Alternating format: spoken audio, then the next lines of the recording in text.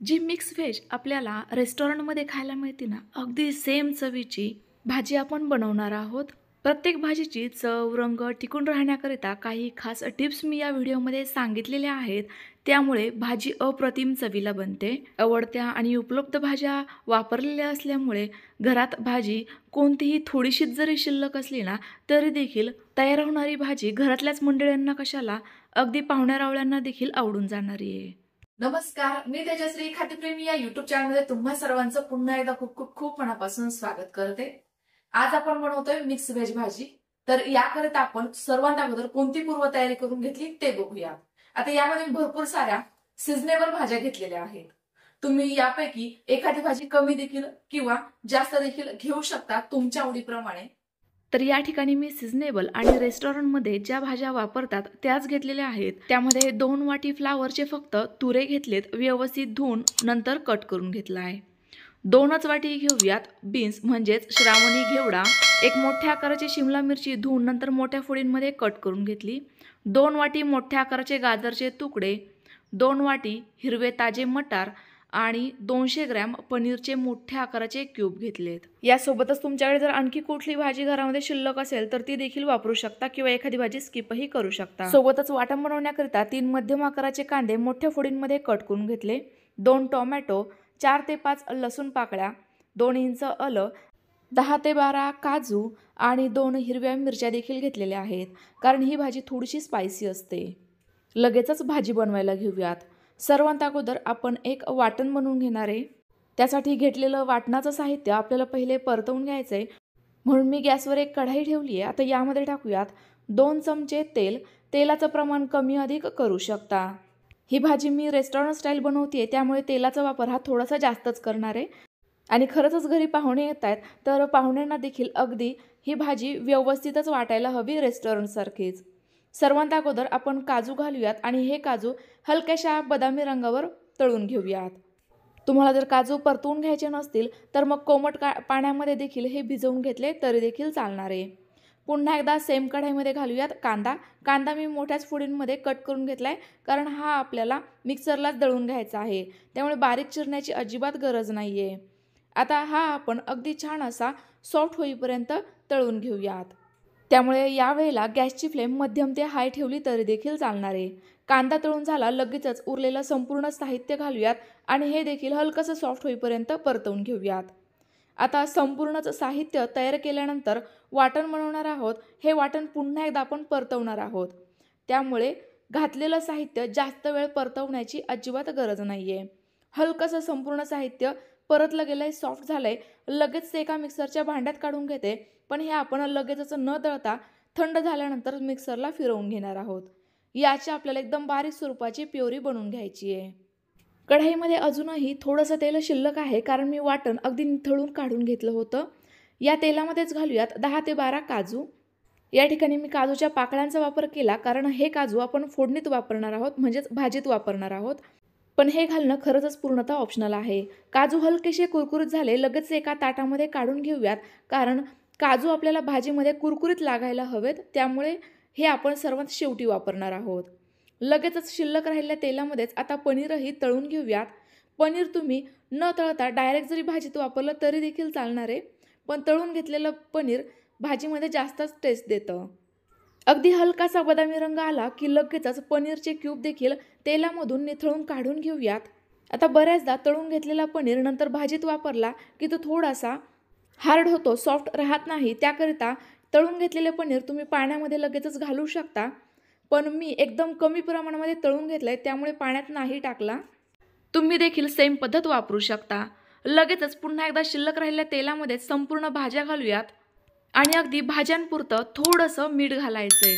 आता या भाज्या आपल्याला हाय फ्लेमवर अगदी हलक्याशा परतवून घ्यायच्या आहेत, ज्यामुळे भाज्यांची टेस्ट तर छान होतेच, पण यासोबत भाज्यांचा रंग, चव देखील टिकून राहते. त्यामुळे भाज्या आपल्याला परतवूनच घालायच्या आहेत.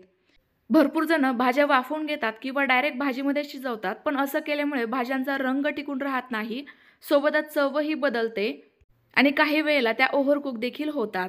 त्यामुळे अगदी 5 मिनिटाकरिता भाज्या परतवून घेतल्या की लगेच त्या एका ताटामध्ये काढून घेतल्या.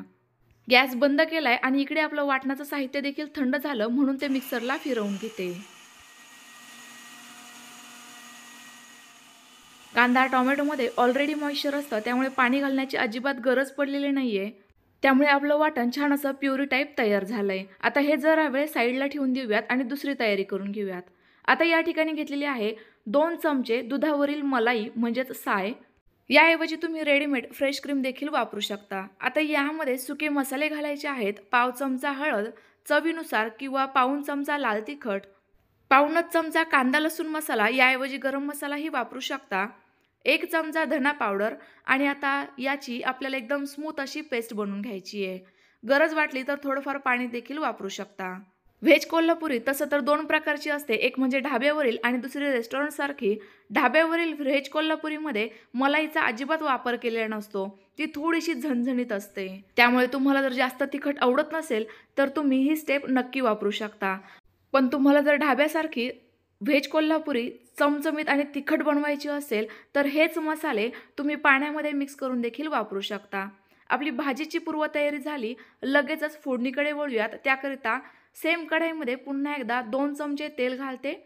गॅस फुल करून तेल गरम करून घेतलं. लगेचच गॅसची फ्लेम कमी करायची आणि 1 चमचा जिरे घालायचे. जिरे छान असे फुलले गेले की लगेचच मलाई आणि मसाल्यांची ही पेस्ट घालायची. लक्षात घ्या, यावेळेला गॅसची फ्लेम कमीच ठेवा. तेल खूपच गरम होतं, त्यामुळे हे सुरुवातीला मी व्यवस्थित हलवून घेतलं, मिक्स करून घेतलं. आता वाटीमध्ये शिल्लक राहिलेली संपूर्णच पेस्ट घालून घेतली आणि आता हे मी एकदम छान असं तेल सुटेपर्यंत परतवून घेते. दुधावरील मलाई घातल्यामुळे आपल्याला तेल कमी वापरलं तरी देखील चालतं. आपल्या भाजीला खूप छान असं टेक्स्चर येतं आणि त्यासोबत तरी देखील येते. आता आपण हे वाटून घेतलेलं वाटणही घालूयात आणि पुन्हा एकदा छान असं तेल सुटेपर्यंत परतवून घेऊयात. सुरुवातीला हे वाटण या मसाल्यामध्ये व्यवस्थित मिक्स केलं की तर्री पूर्णतः गायब होईल आणि म्हणूनच आपल्याला हे वाटण पुन्हा एकदा सेम तर्री सेपरेट होईपर्यंत, सेम तेल सेपरेट होईपर्यंत परतवून घ्यायचे. बघा या पद्धतीचं. वाटणाचा रंग पूर्णतः बदलायला हवा आणि तेल देखील याला व्यवस्थित सुटायला हवं. त्याच वेळेला आपल्याला या परतवून घेतलेल्या संपूर्ण भाज्या घालायच्या आहेत. जर आपलं हे वाटण व्यवस्थित परतलं गेलं नाही तर भाजीची टेस्टही बिघडू शकते किंवा हवी तशी व्यवस्थित येणार नाही, हे मात्र लक्षात ठेवा. आता अगदी हलक्या हाताने भाज्या आणि हे वाटण व्यवस्थित असं मिक्स करून घेऊयात, जेणेकरून भाज्यांमध्ये या वाटणाची टेस्ट व्यवस्थित उतरेल.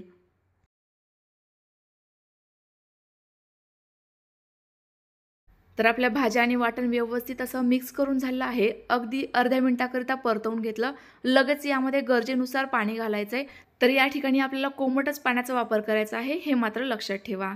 लगेचच तळून घेतलेले हे पनीर देखील घालूयात आणि संपूर्ण भाजी व्यवस्थित अशी मिक्स करून घेऊयात. आता सर्वात शेवटी गरजेनुसार मीठ घालायचंय. भाज्यांकरिता आपण मीठ वापरलेलं आहे, त्यामुळे मीठ हे बेतानेच घाला. पुन्हा एकदा व्यवस्थित मिक्स करून घेते. या भाजीमध्ये ना पाणी एकदम कमी वापरायचं आहे, कारण ही भाजी थोडीशी थपथपीत ग्रेव्हीची असते. सोबतच भाज्या देखील आपण अगोदर परतवून घेतलेल्या असल्यामुळे त्या फारच पटकन शिजतात. आता यावर झाकण ठेवूयात आणि एकदम कमी गॅसवर मंद आचेवर भाजी व्यवस्थित शिजवून घेऊयात. काही वेळानंतर आता झाकण खोलून बघूयात. आपल्या भाजीला रंग तर अगदी जबरदस्त आली आहे. आता सर्वात शेवटी तळून घेतलेले काजू आणि बारीक चिरलेली कोथिंबीर घालायची आहे. आपली एकदम हॉटेलसारखी म्हणजेच रेस्टॉरंटसारखी मिक्स व्हेज भाजी या ठिकाणी तयार झाली आहे. यातील तुम्ही फ्लावरची फोड दाबून बघू शकता, कारण घेतलेल्या भाज्यांपैकी फक्त फ्लावरच शिजण्याकरता थोडासा हार्ड असतो. तर बघा, फ्लावरचं देठ मी दाबून बघितलं, अगदी पटकन व्यवस्थित दबलं गेलं. याच्या अर्थी आपली भाजी या ठिकाणी तयार झाली आहे. गरमागरम भाजी तुम्ही चपाती, नान, भाकरी आणि याचसोबत तुम्ही कुठल्याही प्रकारच्या राईससोबत देखील सर्व करू शकता. जबरदस्तच लागते.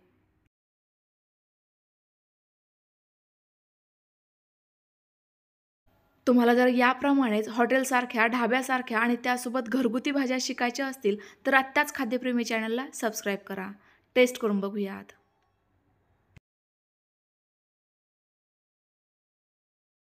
अप्रतिम चवीची आपली मस्त अशी मिक्स व्हेज रेस्टॉरंटसारखी तयार झाली आहे. तुम्ही ही भाजी घरी एकदा तरी नक्की ट्राय करून बघा. ट्राय केलेल्या रेसिपीचे फोटो तुम्ही मला इंस्टा पेजला आणि फेसबुक पेजला देखील नक्की टॅग करू शकता. तुम्हाला आजची रेसिपी कशी वाटली कमेंट्स करून नक्की कळवा. रेसिपी आवडली असल्यास लाईक करा, जास्तीत जास्त शेअर करा. आणि चॅनलवर नवीन असाल, अजूनपर्यंत सबस्क्राईब केलं नसेल तर पटकन सबस्क्राईब करा, जेणेकरून माझ्या रेसिपीज तुमच्यापर्यंत सर्वात अगोदर पोहोचेल. पुन्हा भेटूया. Bye bye.